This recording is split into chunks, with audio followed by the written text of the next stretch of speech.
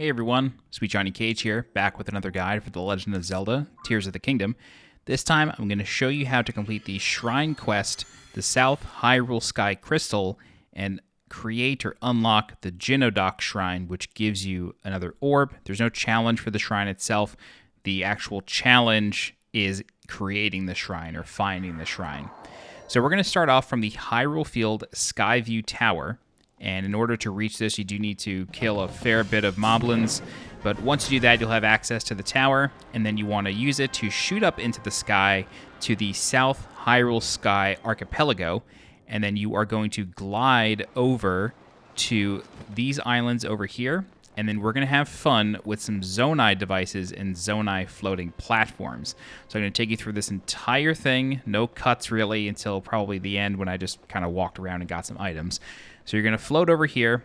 If you need to restore your stamina, if you're not feeling confident, just drop down onto that first floating island, and then you'll be able to make it safely. But as long as you just, efficiently use your paraglider, you should be able to make it no problem and just drop and then bring up the paraglider, when you're ready. Okay, so for this one, we are going to attach 2 rockets to the sides, and we're going to do this a few times with each of the platforms that we encounter. So you are going to attach them to the sides just like that, so they are facing forward. You're going to put one on each side, and then once they are attached, you are going to jump onto the platform and then hit the platform. I always hit the Zonai device that I'm attaching just because it seems correct, but you can really just hit the platform in any location. Once you do that, the platform will shoot across, and then you'll make it to the other side with ease, and it slots right in like it belonged there. All right, so for the second one, you are going to have a Zonai construct guarding the platform, and this guy is going to shoot arrows with rockets attached. So you got to be very quick while dodging them. I recommend just running in a straight line, and then when you feel confident, just walk up to him. And if you still have the weapon from the Bokoblin leader, or the big Bokoblin, you should be able to take him down in one hit. Otherwise, just fight it as you need to. Okay, so the rockets are on top of this platform. And so what we're going to do is we're going to take them, and then we're going to attach them to this platform, just like that.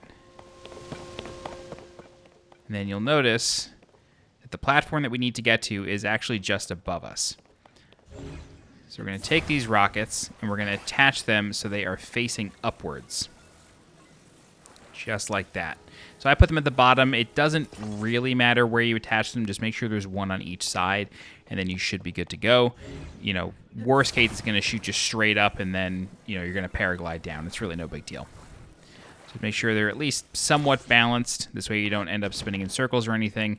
And then you just want to whack the platform, and then it flies you straight up, and then you're able to get onto this platform. One thing that I do want to recommend is look out for chests hanging from these floating sky islands.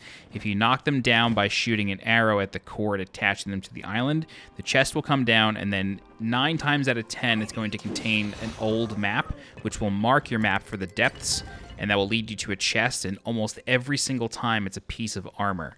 So always knock down those chests and always follow the X on the map for a piece of armor. Very, very helpful stuff down in the depths, and really cool armor down there as well. All right, so for this third floating Zonai platform, you want to attach the rockets at a 45-degree angle facing upward, because the next sky island is above us, but it is some distance away.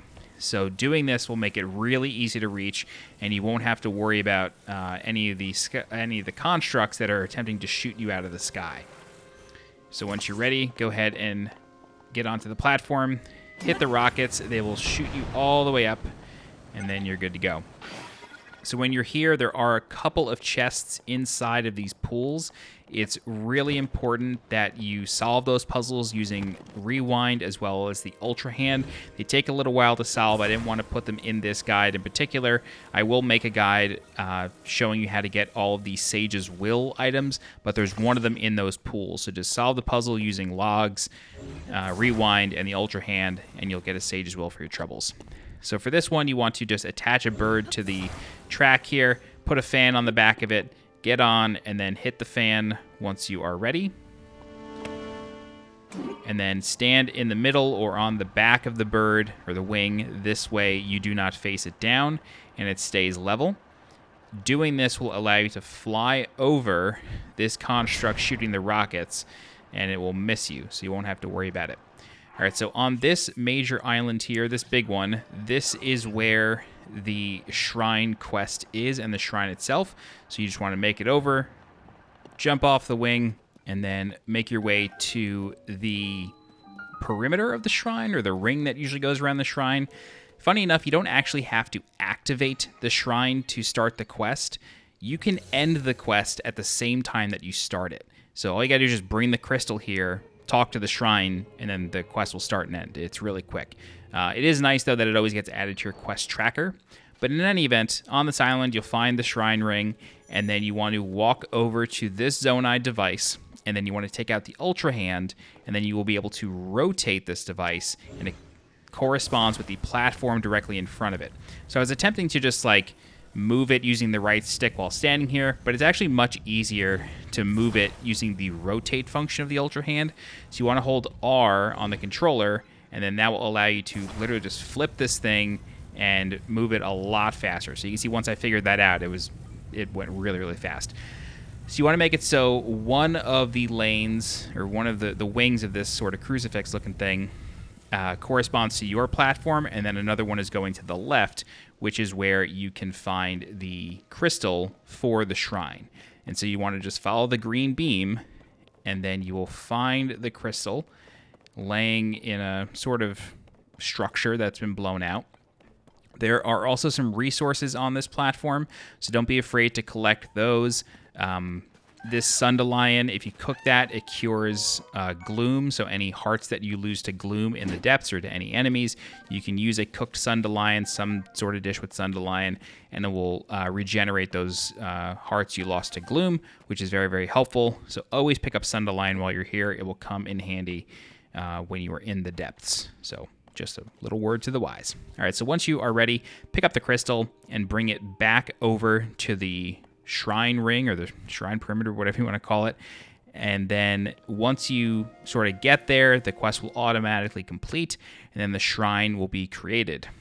Inside of the shrine is a treasure chest, and that treasure chest for these sorts of shrines usually contains a pretty good item. I've had them contain diamonds, I've had them contain really strong weapons, good shields. Really sort of anything Zonai related or a diamond is usually in those chests. So they're always worth doing, because you can sell diamonds for 500 rupees a pop. And rupees, at least in the early stages of this game, are pretty hard to come by. So I really do recommend doing these sort of Sky Archipelago shrine quests. They're very, very helpful. But that's it. Once you bring the crystal back to the shrine will be created and the quest completes. Then you just go in and get your prize. There is no like shrine challenge. Like I said before, the quest to create the shrine is the challenge. So once you walk in, it's just a prize and an orb, and that's it. All right, if you have any questions, please feel free to leave a comment. I'll do my best to help you out. If you're looking for more guides for The Legend of Zelda Tears of the Kingdom, please subscribe to the channel so you get alerted when new guides go live. If you're interested in supporting the channel monetarily, please consider becoming a channel member by clicking the blue join button below this video. Don't forget to follow me on Twitter and join my Discord. The links for those are in the description below. As always, I'm SweetJohnnyCage. Thank you so much for watching, and I will see you next time. Bye-bye.